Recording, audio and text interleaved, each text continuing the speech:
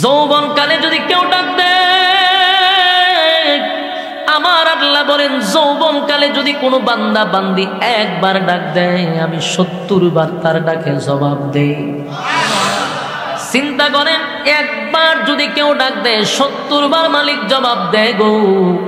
কিন্তু বার্ধক্যে যখন পৌঁছে যান, তখন যদি কোন আল্লাহর গুনাহ করব না, এটা আসলে দেখলেই শুনলেই হাসি উঠার কথা। তুই যে বলস গুনাহ করবি না, পারবি তুই গুনাহ করতি? হ্যাঁ পারবো নি, তুই কস করে গুনাহ করতি না, ভাইজলামি আল্লাহর সাথে আর কি, এটা আল্লাহর সাথে তুই ভাইজলামি করা হইতেছে। তুই পারতি না এক কাজ, তুই কস করতাম না, কথা ঠিক। হ্যাঁ আমি করতাম না, তো পারলেন না করতি। যে এই সময় পারছ, এই সময় জনমের মতো করছস, এখন শরীরে দেয় না তাই কয় আর করতাম না। আল্লাহ রাব্বুল আলামিন বলেন, যদি কোনো বান্দা বান্দি যৌবনকালে আমার ডাকে আমি সাড়া দেই, আমি সাড়া দেই। আর যৌবনকালে না টাইকা বার্ধক্যে পৌঁছে গেছে, তখন এর ডাকে 4 পয়সার কোনো কাজে আসে না, কোনো কাজে আসে না। আমার যুবক ভাইরা, এই মাহফিলগুলো প্রতি বছর করা হয়। কেন করানো হয়, কোন কারণে করানো হয়? একটাই উদ্দেশ্য, এলাকাবাসীকে দিন শিখানোর জন্য, দিন বোঝানোর জন্য। ওয়াজ মাহফিলগুলা বাংলাদেশে 64 জেলার 68,000 গ্রাম বাংলায় এখন ওয়াজ মাহফিল হয়। অনেকের ধারণা এই ওয়াজ মাহফিল কেন এত বেশি হয়, এত বেশির দ্বারা কি ফায়দা হয়? আমি বলবো, যদি ওয়াজ মাহফিল বাংলাদেশে এত বেশি না হইতো, মানুষ থাকতো না, গরু ছাগল হয়ে যেত। মানুষের মধ্যে মনুষ্যত্ব থাকতো, গরু ছাগল হয়ে যেত।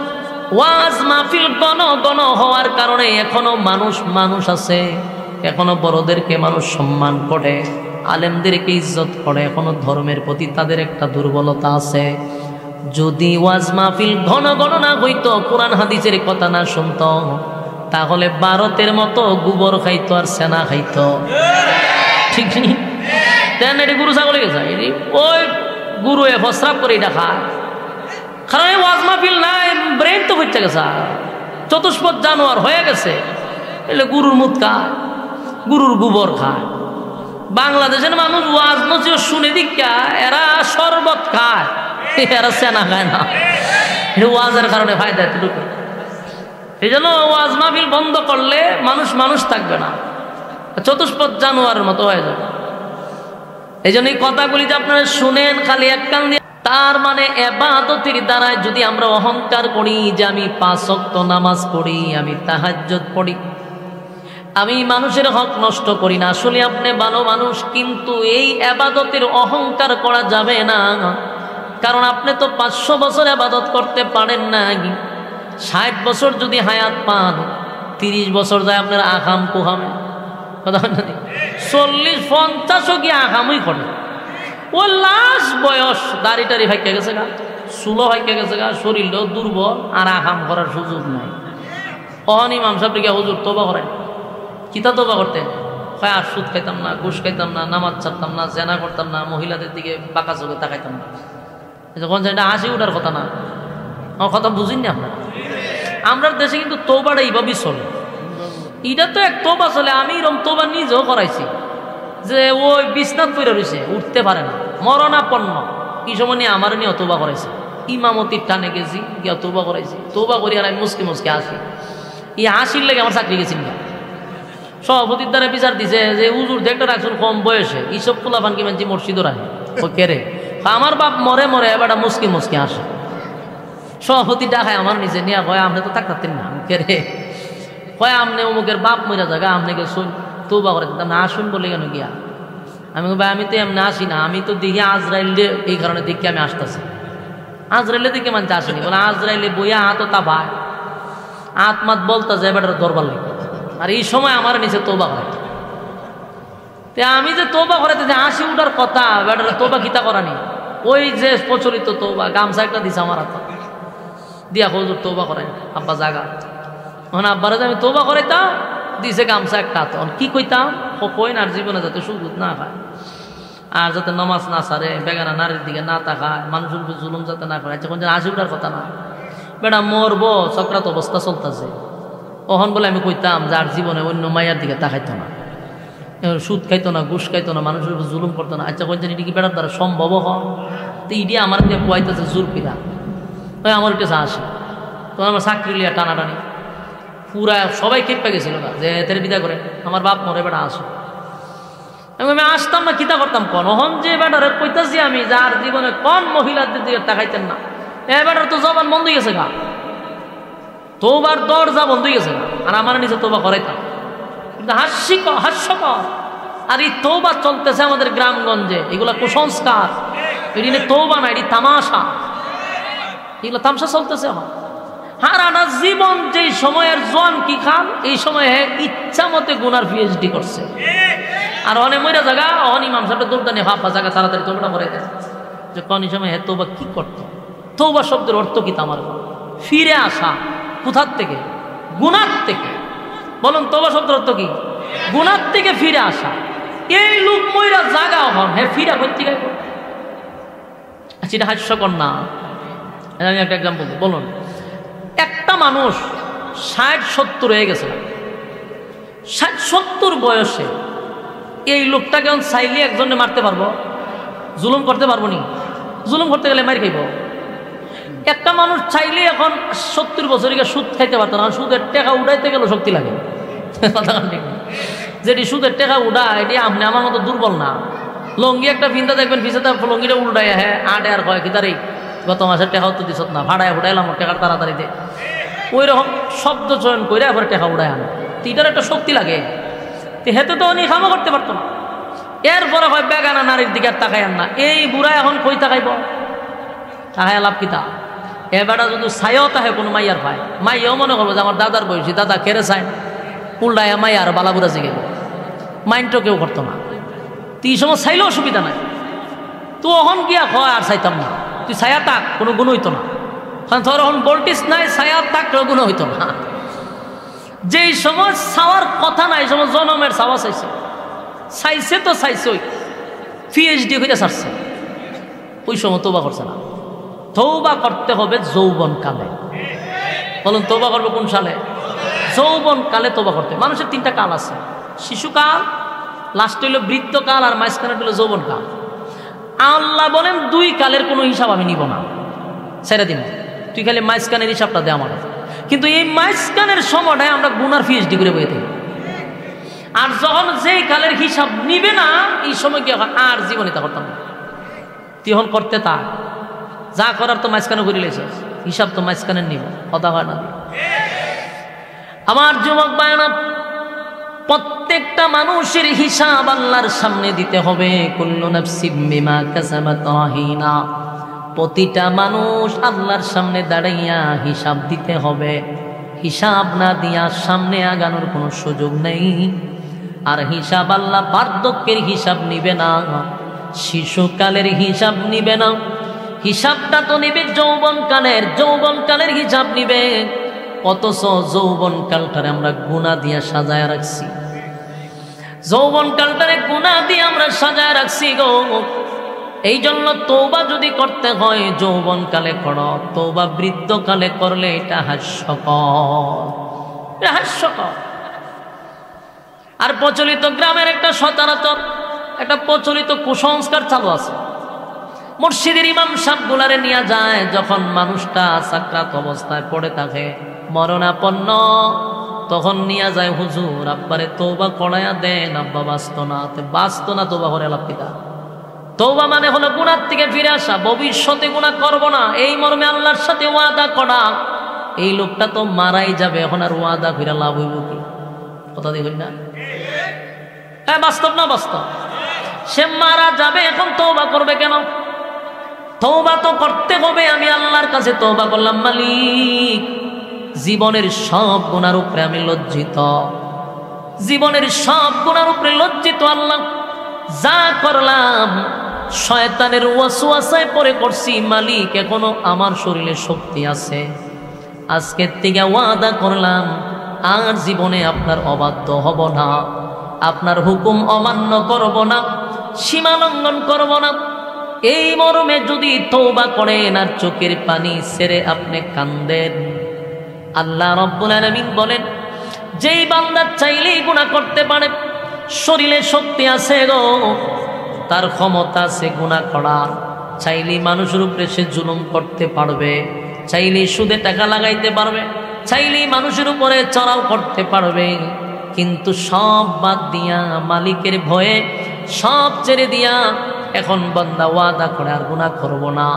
যদি শক্তি সামর্থ্য তাকে গুনাহ করার, সেখান থেকে যদি ফিরে আসে, আল্লাহ বলেন আমার বান্দা জান্নাত দেখে নাই, আমার বান্দা জাহান্নামও দেখে নাই, এরপরও সব গুনার উপরে লজ্জিত হইয়া জাহান্নামের ভয়ে জান্নাতের আশায় বান্দা তওবা করছে রে, আমার বান্দারে আমি মাফ করে দিলাম। জোরে কোন সুবহান। তো সময় তো আছে, আপনি সময় হারাইয়া যদি মালিকের কাছে দরখাস্ত করেন, এটা বড় হাস্যকর। এই জন্য আমার যুবক ভাইদেরকে বলি, এখানে যারা আছেন অধিকাংশ যুবক, এখনো আমার আপনার শরীরে শক্তি আছে, গুনাহ করার মতো শরীরে ক্ষমতা আল্লাহ এখনো দিয়া রাখছে। এই জায়গা থেকে যদি আমরা ফিরে আসি, মালিক বলেন আমি ওই সমস্ত বান্দাদেরকে বেশি পছন্দ করি। যৌবনকালে যদি কেউ ডাক দেয়, আমার আল্লাহ বলেন যৌবনকালে যদি কোনো বান্দা বান্দি একবার ডাক দেয়, আমি 70 বার তার ডাকে জবাব দেই। চিন্তা করেন, একবার যদি কেউ ডাক দেয় 70 বার মালিক জবাব দেয় গো। কিন্তু বার্ধক্যে যখন পৌঁছে যান, তখন যদি কোন আল্লাহর গুনাহ করব না, এটা আসলে দেখলেই শুনলেই হাসি উঠার কথা। তুই যে বলস গুনাহ করবি না, পারবি তুই গুনাহ করতি? হ্যাঁ পারবো নি, তো কস করে গুনাহ করতি না, ভাইজলামি আল্লাহর সাথে আর কি, এটা আল্লাহর সাথে তুই ভাইজলামি করা হইতেছে। তুই পারতি না এক কাজ, তুই কস করতাম না, কথা ঠিক। হ্যাঁ আমি করতাম না, তো পারলেন না করতি। যেই সময় পারছ সেই সময় জনমের মতো করছস, এখন শরীরে দেয় না তাই কয় আর করতাম না। আল্লাহ রাব্বুল আলামিন বলেন যদি কোনো বান্দা বান্দি যৌবনকালে আমার ডাকে আমি সাড়া দেই, আমি সাড়া দেই, আর যৌবনকালে না টাইকা বার্ধক্যে পৌঁছে গেছে, তখন এর ডাকে 4 পয়সার কোনো কাজে আসে না, কোনো কাজে আসে না। আমার যুবক ভাইরা, এই মাহফিলগুলো প্রতি বছর করা হয়, কেন করানো হয়, কোন কারণে করানো হয়? একটাই উদ্দেশ্য, এলাকাবাসীকে দিন শিখানোর জন্য, দিন বোঝানোর জন্য। ওয়াজ মাহফিলগুলা বাংলাদেশে 64 জেলার 68,000 গ্রাম বাংলায় এখন ওয়াজ মাহফিল হয়। অনেকের ধারণা এই ওয়াজ মাহফিল কেন এত বেশি হয়, এত বেশির দ্বারা কি ফায়দা হয়? আমি বলবো যদি ওয়াজ মাহফিল বাংলাদেশে এত বেশি না হইতো, মানুষ থাকতো না, গরু ছাগল হয়ে যেত। মানুষের মধ্যে মনুষ্যত্ব থাকতো, গরু ছাগল হয়ে যেত।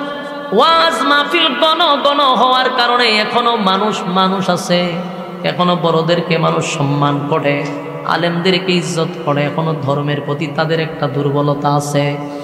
যদি ওয়াজ মাহফিল ঘন না হইতো, কোরআন হাদিসের কথা না শুনতো, তাহলে ভারতের মতো গোবর খাইতো আর সেনা খাইতো, ঠিক নেই? এটি গরু ছাগলে গেছে, ওই গুরু প্রস্রাব করে এটা খায়, কারণ ওয়াজ মাহফিল নাই, ব্রেন তো হচ্ছে গেছে, চতুষ্পদ জানোয়ার হয়ে গেছে, এলে গরুর মুখ খায়, গরুর গোবর খায়। বাংলাদেশের মানুষ ওয়াজ নসিহত শুনে দীক্ষা, এরা শরবত খায়, এরা সেনা খায় না। ওয়াজের কারণে ফায়দা এতটুকু। এই জন্য ওয়াজ মাহফিল বন্ধ করলে মানুষ থাকবে না, চতুষ্পদ জানোয়ারের মতো হয়ে যাবে।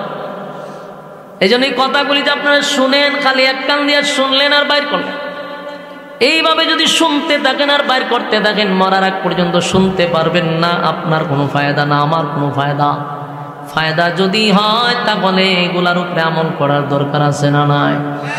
আমার যুবক ভাইরা, প্রত্যেকটা মানুষ আল্লাহর সামনে জবাব দিতে হবে। শুরুতেই বলছি, আল্লাহ বলেন আমি প্রত্যেকটা মানুষ থেকে পাই করে হিসাব নিব, হিসাব ছাড়া আমি কাউরে ছেড়ে দিব না, আমি হিসাব নিব।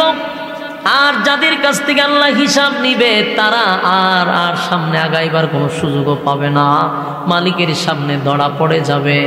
এই জন্য দোয়া করবেন, মালিক যখনই জান্নাত দিবেন গো, আমাদেরকে আপনি বিনা হিসাবে জান্নাত দিবেন।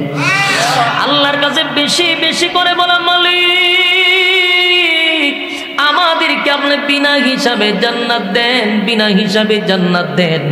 আল্লাহ হিসাব দেওয়ার মতো যোগ্যতা রাখি না, হিসাব দেওয়ার মতো ক্ষমতা আমার নাই গো মালিক, আপনি বিনা হিসাবে জান্নাত দেন। আমার যুবক ভাইরা, অসংখ্য মানুষকে আল্লাহ বিনা হিসাবে জান্নাত দিবেন, দোয়া করবেন। শেষ করলেন আপনি, ফোনটা শেষ করলেন, একটা চলো দুইটা চলবো কেন? মনোযোগ দেওয়া শোনেন, ওই মনো জাগায় আমাদের, আমার তো সুজুর দোষ না, আমার দোষ না, কত একদম বললে মন জাগা, তখন মনোযোগটা জাগা শুই না, এর লিগে কইছে, আর অন্য কোনো উদ্দেশ্য না। আপনারা মনোযোগ আসেনি? মনোযোগ দিয়া শোনেন। বলুন, আমাদের ফিরে আসা কোন সময় দরকার? যৌবনকালে। বৃদ্ধকালে ফিরে আসা কি করবেন? এই জন্য আমাদের এই সময়টাকে গুরুত্ব দেওয়া দরকার। মাহফিলে বেশিরভাগ দেখছি যুবকরাই বেশি ভয়, যুবকরাদের আগমন বেশি। আমি যুবকদের উদ্দেশ্যে বলি, প্রতিটা আলেমের দায়িত্ব হলো যুবকদের উপরে। এই জন্য আলেমরাও দেখছি আজ যুবকদেরকে নিয়ে ওয়াজ করে, নসিহত করে। এরা আগামী দিনের ভবিষ্যৎ। এরা যদি ঠিক হয়ে যায়, সমাজের চাঁদাবাজি হবে না, টেন্ডারবাজি হবে না, জুয়া হবে না, দর্শন আর গুম আহাজারি হবে না, যদি এই প্রজন্ম ঠিক হয়। এই জন্য আমাদের ওয়াজ করা দরকার এই যুবকগুলার, এবং ওয়াজে বসা দরকার এরা। আর আমাদেরও বোঝা দরকার, যুবক ভাইরা, যৌবন চিরদিন কিন্তু থাকে না। যৌবনের একটা বাটা আছে না নাই? নদীর যেমন সব সময় জোয়ার থাকে না, নদীরও বাটা আছে, ঠিক যৌবন কাল সব সময় থাকে না, এটারও বাটা হয়। এই যে আমার সামনে আমার পিছনে অনেক মানুষ বসা, যাদের দাড়িগুলা সাদা হয়ে গেছে, বলুন এদের দাড়ি কি আগের থেকে সাদা ছিল না? আপনি আমার মতো কালো ছিল, কিন্তু এখন সাদা হয়ে গেল। তোমার যেই যৌবন, আমার যেই যৌবন, এই যৌবন তারা পাড়ি দিয়ে আসছে। তার মানে একটা সময় আমারও দাড়ি সাদা হয়ে যাবে, চামড়াগুলি আমারও ডিল হবে, তাদের মতো আমার চোখের জ্যোতি কমে যাবে, আমিও একা একা চলতে পারবো না, হাতে একটা লাঠি লাগবে, আমারও শরীরটা দুর্বল হয়ে যাবে, কথায় কথায় আমারও মেজাজ গরম হবে, কারণ মেজাজ কিটকিটা হয়ে যায় বয়স যখন বাড়ি হয়ে যায়। আমার যুবক ভাইরা, আমার বার্ধক্যে পৌঁছার আগে যৌবনকে নিয়ামত মনে করা, এই নিয়ামত আমরা পাইছি। এই সময়টা যদি মালিকরে না দেই, একটা সময় যখন নিজের অপরাধ বুঝতে পারবেন, একটা সময় আপনি নিজেই বুঝতে পারবেন, হায় আফসোস আমি যে গুনাহ করছি, যে অন্যায় করছি, এটার তো মাফ হয় না। তখন আফসোস করেও লাভ হবে না, কারণ যৌবন পাড়ি দিয়া চলে আসছেন। এমন সময় কানতি মিনতি করবেন, মালিক জীবনের সব গুনার উপরে লজ্জিত, কিন্তু লাভ হবে না। চাইলেই তো গুনাহ করার ক্ষমতা আপনার নাই, তাহলে বেহুদাই কথা বইলেও কোনো লাভ নাই যে গুনাহ করব না। এই কথা বলা মানেই হলো ইত্রামি আর ফাজলামি। যদি যৌবনকালে কেউ কয় গুনাহ করব না, এটা যুক্তিক। বৃদ্ধকালে যদি কয় গুনাহ করব না, এটা অযৌক্তিক, কথা হয় না। তাই যৌবনকালকে গুরুত্ব দেওয়া দরকার আছে না নাই? যৌবনকালকে গুরুত্ব দেন। এই যৌবন যদি একবার চলে যায়, ফিরা আপনি আবার যুবক হইতে পারবেন না, আপনাকে আর ফিরাইয়া দেওয়া হবে না। তাই যুবক ভাইরা, এই পৃথিবীতে বহু যুবককে ওয়াজ করা হয়, মসজিদের মিম্বরে ওয়াজ চলে, ওয়াজ মাহফিলে প্রতিদিন ওয়াজ নসিহত চলতেছে, এত ওয়াজ এত নসিহত, এরপরও মানুষ সোজা হয় না, মানুষ তেরামি করে, গৌরামি করে। সোজা হওয়া দরকার আছে না নাই? কিন্তু সোজা হয় মরার পরে। কোন সময় হয়? মরতেও সোজা হইতে গা, মরার পরে সোজা হইয়া কোনো লাভ নাই, সোজা হতে হবে মরার আগে, ঠিক নেই? আমি প্রায় সময় একটা গল্প করি, মরার আগে সোজা হইয়া যদি যাই, তাহলে মরার পরে সোজা হন লাগতো। আর যদি মরার আগে সোজা না হও, মরার পরে টিকি তোমার সোজা করে দিব। সাভার ব্যাঙের বন্ধুত্ব ছিল, বন্ধুত্ব থাকা অবস্থায় সাপে একদিন ব্যাঙ রেলিয়া গল্প বসছে, পয়সা দুস্থ সব ভাল লাগে, তোর সব বালা, সব ভালো লাগে, কিন্তু তুই যে লেখা বেখা হইয়া বেখা তেরা হইয়া আটস, এটা না আটলে হয় না। বন্ধু মহলে তোর হলে আমরা লজ্জিত হই, তোর শরীর সোজা, তুই সোজা আটবি, তুই কেরিতে তা করস। এটা তোরে খুব বেশি লাগে। সাপের মেজাজটা গেছে গরম, যে এতগুলা আমার বন্ধু বান্ধবের সামনে তুই আমার ইনসাল্ট করলি। খুব রাগ উঠছে বড় সাপে ফাত করে চাইছে ব্যাঙরে ধরতে, ব্যাঙে কিতা করছে লাভ মেরে গেছে গা কুফের ভিতরে। কুফের ভিতরে তার বিষাক্ত সাপ নামতে পারে না, কারণ বিষ আছে পানিতে নামে না। কুফের উপর থেকে ব্যাঙরে শাসাইতেছে, নেক্সট টাইমে যদি আমার শরীর নিয়ে কোনো কথা বলবি তোরে সাইজ করে নাম। তো ব্যাঙে জানে হে নিচে নামতে পারতো না, তাই গান থেকে খারিয়া সাপরে আরো চেতানি শুরু করছে, হ্যাঁ বেকার ঘরের বেকার, হ্যাঁ বেকার ঘরের বেকার, তোর কি খারাপ কথা কইছি আমি? হ্যাঁ তোর কি খারাপ বুদ্ধি দিছি? তোরে কইছি সোজা হইয়া, তোর শরীর আল্লাহ দিছে সোজা, তুই সোজা হইয়া, তুই কে রীতিতা করা হচ্ছে। সাপের আরো মেজাজ গরম হয়েছে, আর ব্যাঙেও জানে যে যতই মেজাজ গরম হোক এনেছিলাম তো না, তাই ব্যাঙেও এরকম উসলানি শুরু করছে, আরে বেকা এখনো ভালো আছে সোজা হইয়া চল, নাইলে কিন্তু একদিন সোজা হয়ে যাবে। সাপ গুসায় ফাত ফাত করতেছে দীর্ঘক্ষণ সময়, সাপ আর ব্যাঙেরই ঝগড়া। ফাত যখন করতেছে ব্যাঙে চুপ করে বসে রয়েছে, যে আজকাল লক্ষণ খারাপ, উঠলে আমার সাইজ করে নেব। আর সাপের কত তুই খালি উঠ, এরপরে তোরা সাইজ করো মনে। তো ফাতের কারণে এই রাস্তা দিয়ে একজন গুরুর রাখাল যাইতেছে, হের হাতে আছে একটা লাঠি। তখন হে যখন শুনতেছে সাপের ফাত আওয়াজ, তখন এবার এই আওয়াজটা করে কোনানো গুরু ভালায়া সাপ তুখানি শুরু করছে। সাপ তুখায় গিয়া দেহে ওই কুফের কাছে সাপ ওইভাবে ব্যাঙের সাথে লেগে দিছে, ব্যাঙে ধরার জন্য। রাখাল মানুষ তো হাতে আছে লাঠি, একটা বাড়ি মারছে গার ফাতারে, একবারই সাপ তিনটা নাচ দিছে।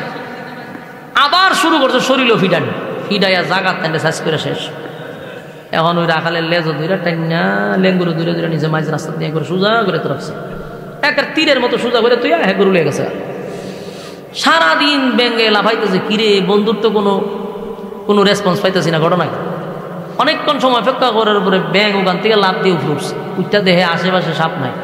চিন্তা হলো গেল সামনে আগাইতে গিয়ে দেহে সাপ তো সোজা। কয় না তাহলে আমার ওয়াজে তোর কাজ করছে দোস্ত, এডিটতে কইছিলাম। কিন্তু এজন লারা দেহে লড়ে না, 3বার 4বার লারা দিছে, সাপ তো লড়ে না। তখন ব্যাঙে বুঝতে পারছে তাই সোজা হয়েছে মরার পরে। তখন সাপে কয় এই সোজার কথাই কইছিলাম, এটাই কইছিলাম আমি, কিন্তু ওইলি মরার পরে ওইলি। তুই আগে যদি সোজা হয়ে আমার কথায় চলতি এখন তোর এই সোজা অন লাগে না। বাস্তব না বাস্তব? ব্যাঙের কথাটা যদি নসিহত মনে করতো তাহলে তার এখন মানছে সোজা অরণ লাগে না, কিন্তু শুনলি না তো তোরা আরেকজনে সোজা করে দিছে। তো ওয়াজ নসিহত মসজিদের মিম্বরে ওয়াজ মাহফিল হইতেছে, প্যান্ডেলে হইতেছে, যুবকরে যতই বোঝানো হোক তেরামি করতেই আছে, সোজা হইতে রাজি না। কিন্তু একটা সময় সোজা হবে, কথা এখন ঠিক নেই। তখন আফসুস করবো যে সোজা তো হইলাম মরার পর। ওলামায়ে কেরাম আপনাদেরকে সোজা করার জন্যই বলে, বেকা হওয়ার জন্য নয়। সোজা চায় আপনারা সোজা হইয়া চলেন, কারণ আল্লাহর ধরা বড় শক্ত, এটা সাধারণ ধরা না। দুনিয়াতে মামলা হামলা হইলে বড় ভাই ছোট নেতা বড় নেতা পাতি নেতার মাধ্যমে ছুটে যায়, কিন্তু ওই মামলায় যদি একবার আসামি হন বাঁচার কোনো সুযোগ না, কেউ আপনার সাহায্য করবে না। এখানে কোনো নেতার ফাতি নেতার বক্তব্য চলব, কোন নেতার পাতি নেতার বক্তব্য চলতো না। এমনকি আপনি যারা দূরে আছেন লেজো ফির সাহেবের লেজো, ফির সাহেবও কাম হইতো না। আপনি তো জপ্তা চান যে ফির ধরছি সুজা জানা তুলে যাবে। আল্লাহ বলেন ইয়াউমা ইয়াফিরুল মারউ মিন আখিহি ওয়া উম্মিহি ওয়া আবি ওয়া সাহিবাতিহি ওয়া বানি। আল্লাহ বলেন কিয়ামতের মাঠে মা তার সন্তানরই পরিচয় দিবে না, আর তোমার ফিরে তোমার সম্মান দিব, ফিরে তোমারে সুপারিশ করব। কথা বল না দিই মা তে কি মাসির আদর বেশি? আল্লাহ বলেন ইয়াউমা ইয়াফিরুল মারউ মিন আখিহি ওয়া উম্মিহি ওয়া আবি ওয়া সাহিবাতিহি ওয়া বানি। কিয়ামতের মাঠে মা তার সন্তানদের পরিচয় দিবে না, সন্তান মাকে পরিচয় দিবে না, স্ত্রী তার স্বামীরে পরিচয় দিবে না, স্বামী তার স্ত্রীকে পরিচয় দিবে না।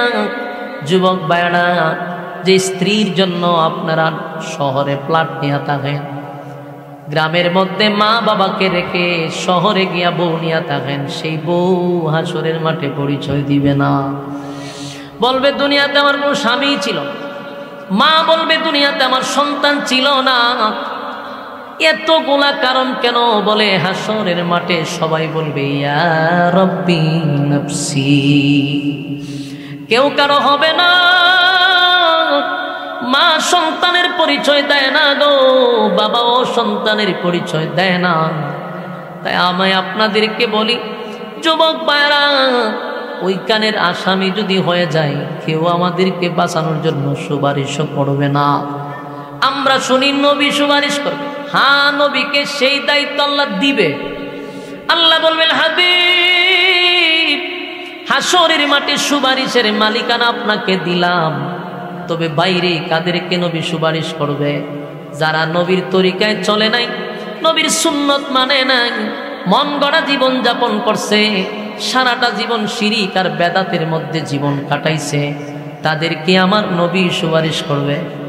কথা হই না দি? অনেকে কয় নবী তো সুপারিশ করে। নবী তোর মতো গাঞ্জুর টিরে সুপারিশ করতো না। আর জীবন গাঞ্জা খাস মুসলাল ঘুরে লাইছ, তোর সুপারিশ করব। মহিলা দিয়া তুই ফাউটি বাস, তোর সুপারিশ করব। বছরে একবার নবীর সুন্নত পালন করস না, নবীর তরিকায় চলস না, তোরে বুঝি সুপারিশ করব?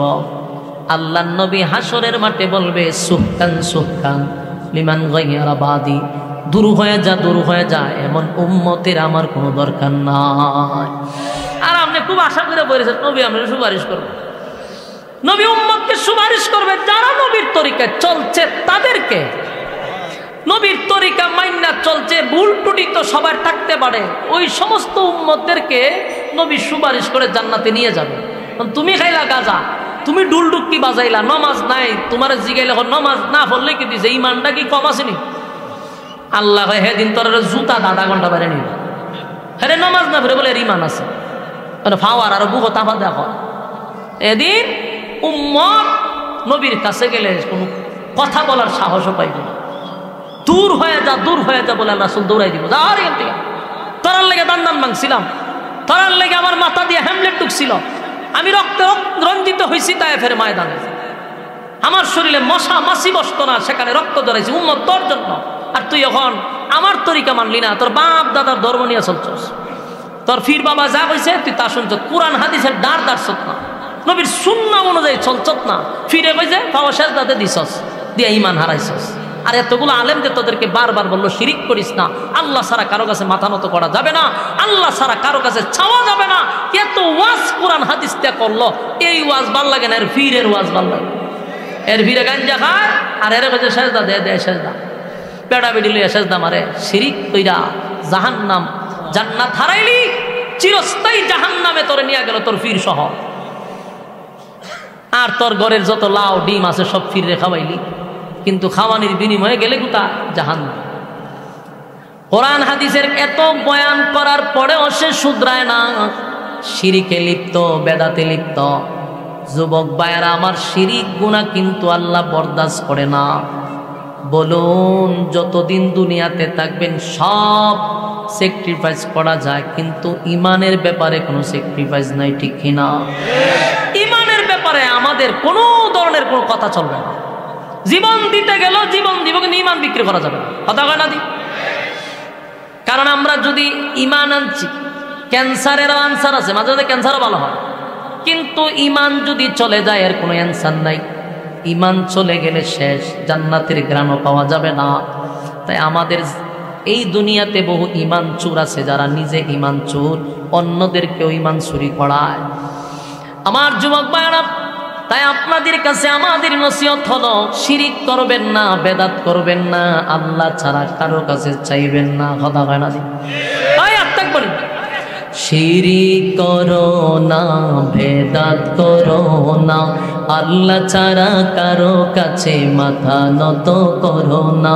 শিরিক করো না, বেদাত করো না, আল্লাহ ছাড়া কারো কাছে মাথা নত করো না। কথা কই না দি? আর কার কাছে মাথা নত করবে? হ্যাঁ, কথা পীরের পূজা, ঘরের পূজা ইসলামেতে নাই, তবু মানুষ আল্লাহ ছাড়া মাথা যে দোয়ার। পীরের পূজা, ঘরের পূজা ইসলামেতে নাই, তবু মানুষ আল্লাহ ছাড়া মাথা যে দোয়ার। কোরআন শিখো হাদিস পড়ো তার ওদিক যেও না, শিরিক করো না, ভেদাত করো না, আল্লাহ ছাড়া কারো কাছে মাথা নত করো না। এই তরিকা সেই তরিকা অভাবে কিছু নাই, রাসূল ছাড়া আর তরিকা মুক্তির উপায় নাই। ঠিক তরিকার অভাব আছে, তরিকার অভাব নাই। চিশতিয়া, এরপরে সাবরিয়া, এরপরে তো আছে আমাদের অকপন্থী যারা আছে, মাঝখানে আবার মারিফত ঢুকায়া দেয়। মারিফত নাকি আরেকটা তরিকা, ওইটার ভিতরে কে লাগা পরে আর কোস্তা লাগা না। যা করবেন শরীয়ত কইরা এটার ভিতরে ডুব দিলালে সব মাফ। আধা ঘন্টা যদি বাইরে নিয়ে যেত কমপক্ষে, এখানে মিনিমাম আধা ঘন্টা গড়ি দুইটা। এরা মারিফত শব্দের অর্থ হলো গুফা, হয়টার ভিতরে ঢুকলে সব গুফন হয়ে জায়গা, আর কোনো ঝামেলা নাই। আমরা যখন ওয়াজ করি শরীয়তের মৌলবীরা শরীয়তের ওয়াজ করে, এরা তো জানে না শরীয়ত ফাইরি আমরা মারিফত ঢুকে বইছি। চিন্তা করেন, এই সমস্ত কথা বলে কাদের কাছে? সরল সোজা উম্মতের কাছে, যারা কোনো রকম নামাজ রোজা করতো, এদের ইমানও এরা নষ্ট করে। হয় নামাজ রোজা তো শরীয়তে, মারিফত ঢুকলে নামাজ রোজা নাই। কম তো কয় ঘন্টা বাড়ানি লাগে? আধা ঘন্টা যে বলছি, আরো টাইম বাড়ানি লাগে না? আরো টাইম বাড়ানি লাগে তো হয় না তো আধা ঘন্টা, ওই 1 ঘন্টা ফিরাই দিব। তাও বালা জুতা দিয়ে ফিরাইলে তো সম্মান থাকতো না। এরা হলো দাজ্জাল। এরা কি? এরা হলো দাজ্জাল। সাবধান, দাজ্জালের কাছ থেকে হেফাজত থাকতে হবে। দাজ্জাল তারা ঈমান চোর। সাবধান, আল্লাহ ছাড়া কারো কাছে আমরা মাথা নত করব না। কোনো পীরের কাছে, কোনো বাবার কাছে মাথা নত করবেন। আর যদি কিছু চাইতে হয় কার কাছে চাইব? আল্লাহ ছাড়া কারো কাছে আমরা চাইব না, আমরা মালিকের কাছে চাইব। মালিক আমাদের দেনেওয়ালা, সব কিছুর মালিক আল্লাহ। সুতরাং আমি কেন বাবার কাছে চাইয়া ঈমান নষ্ট করব? আমি কেন মাজারের কাছে চাইয়া ঈমান নষ্ট করব? সাবধান যুবক ভাইরা, জীবনে যা করি আর না করি ঈমান ছাড়া যাবে না, ঈমান ছাড়া যাবে না। যদি জাররা পরিমাণ ঈমানটা লইয়াও আপনি কবরে যান, জাররা পরিমাণ ঈমানটা লইয়াও যদি কবরে যান, গুনার কারণে শাস্তি পাবেন, কিন্তু একটা সময় জাররা পরিমাণ ঈমানে আপনাকে জান্নাতে নিয়ে যাবে। যুবক ভাইরা শুনেন, আমার আল্লাহ বলে বান্দা শুন, ঈমান নামক দৌলত যদি আমাদের কাছে থাকে, আর এটা যদি একেবারে অল্প হয়, জাররা পরিমাণ হয়, কোন রকম জান্নাতে গেছো, ফিডা তো কপালে আছে, মাইর তো কপালে আছে। ইচ্ছা মতে মাইর শেষ হওয়ার পরে জাররা পরিমাণ ঈমান থাকার কারণে একটা সময় আল্লাহ নিয়ে চিরস্থায়ী জান্নাতে ঢুকাবে। সুবহানাল্লাহ। কিন্তু ঈমান যদি না থাকে রে, এই চিরস্থায়ী জাহান্নামে থাকতে হবে। লাবিসিনা ফিহা আহকাবা, যেখানে যুগের পর যুগ, যুগের পর যুগ, যুগের পর যুগ অবস্থান করতে হবে। লিত্তাগিনা মাআবা, সীমা লঙ্ঘনকারীদের জন্য জাহান্নাম। লাবিসিনা ফিহা আহকাবা, যুগের পর যুগ জাহান্নামে থাকবেন। সেখানে আইসা কেউ সুপারিশও করবে না, সুপারিশ করে আপনাকে বাঁচানোর সুযোগ নাই। যিনি সুপারিশের অর্ডার পাবে, তিনিও যদি দেখে আপনার আমল নামায় নবীর সুন্নত নাই, নবীর তরিকা নাই, আল্লাহর হুকুম নাই, নবী সেদিন আপনাকে সুপারিশ করবে না। হায় আফসোস, মানুষ দৌড়ায় নবীর কাছে যাবে, নবী মানুষকে পানি পান করাবে নবীর বরকতি হাত দিয়া রে। নবীর বরকতি হাতের পানি যারা পান করবে, আর কোনোদিন পিপাসা লাগবে না। আল্লাহর নবীর বরকতি হাতের পানি পান করার জন্য দলে দলে দলে দলে মানুষ নবীর কাছে যাবে। কিন্তু আফসোস হলো, একটা দল যখন পানি পান করতে যাবে, এদের মাঝখানে আর নবীর মাঝখানে পর্দা পড়ে যাবে। পর্দা পড়ে গেলে নবীও তাদেরকে দেখবে না, তারাও আমার নবীরে দেখবে না। আমার যুবক ভাইরা, আল্লাহর হাবিব চিৎকার দিয়া বলবেন, মালিক আপনি তো আমারে পানি দিলেন আমার গুনাহগার উম্মতকে পান করানোর জন্য। আমি পানিটা নিয়ে আসছি পান করাবো, মাঝখানে এখন দেয়াল পড়ে গেছে, পর্দা পড়ে গেছে, আমি তাদেরকে দেখি না, তারাও তো আমারে দেখে না। মাবুদ এমনটা কেন হয়ে গেল? আল্লাহ আওয়াজ দিয়া বলবে, বন্ধু আমি যা জানি আপনি নবী তা জানেন না।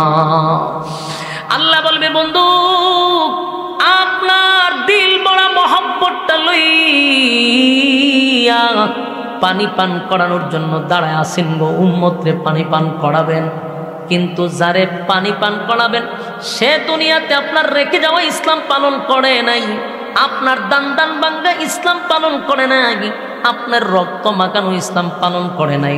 আপনি যে তাদের কাছে ইসলাম আমানত রেখে আসছেন, তারা সেই ইসলাম পালন করে নাই, তারা মন গড়া জীবন যাপন করছে। এই মানুষগুলি দুনিয়াতে তাদের ফির ফকিরদের কথা ইসলাম তারা পরিচালনা করছে, তারা কথায় কথায় বেদাত কাজ করছে, শিরিক কাজ করছে। যদি আপনার উম্মত, কিন্তু আমি আল্লাহ আপনার বরকতি হাতের পানি তাদেরকে পান করতে দিব না। আশিকে রাসূল যুবক ভাইরা দিলের কান লাগায়া শুনেন গো, হাসরের মাঠে একটাই তো সুযোগ যে আমাদেরকে সুপারিশ করবে আমার নবী, আমার নবী আমাদেরকে সুপারিশ করবে। যখন মানুষ দিশেহারা হয়ে যাবে, মানুষ যখন পাগলের মতো ঘুরতে থাকবে, কোথাও কোনো সাহায্য পাবে না, তখন মানুষ একটা পর্যায়ে আমার নবীর কাছে বলবে, নবী গো হাসরের মাঠে আপনি ছাড়া কোনো উপায় নাই। সেদিন আমার নবী সুপারিশ করলে আমরা সুপারিশের মাধ্যমে চিরস্থায়ী জান্নাত পাওয়ার আশা রাখি। কিন্তু যদি নবীর তরিকায় জীবন যাপন না করি, নবীর কথা অনুযায়ী জীবন যাপন না করি, আল্লাহর হুকুম না মানি, মন গড়া জিন্দেগি চালাই, সই না রাখো, নবীর বরকতি হাতের পানি তো পান করতেই পারবা না। আর যা করছো আকাম কোকাম, দিনের খাম রাত্রের খাম যা করছ সবগুলার হিসাব আল্লাহর সামনে দাঁড়ায়া দিতে হবে। আর হিসাব দিতে গেলেই তুমি জেনে রাখো ধরা পড়ে যাবে, বাঁচার কোনো সুযোগ নাই। কুল্লু নাফসিন বিমা কাসাবাত রাহিনা, প্রত্যেকটা মানুষ তার কৃতকর্মের জন্য আল্লাহর সামনে দাঁড়াইবে এবং হিসাব দিতে হবে। তো হিসাব দিতে হবে তো ধরা, আর ধরার পরে ইন্না জাহান্নামা কানাত মিরসাদা, জাহান্নাম তোমাদের জন্য একটা ভাগ পাইতে বসে রয়েছে দুইটা খাওয়ার জন্য। আল্লাহ আমাদের সমস্ত আযাব থেকে হেফাজত করুক। কারা কারা এটির উপরে আমল করতে রাজি হাত তুলে দেখায় দেন, হাত তুলেন বলে লিল্লাহি তাকবীর।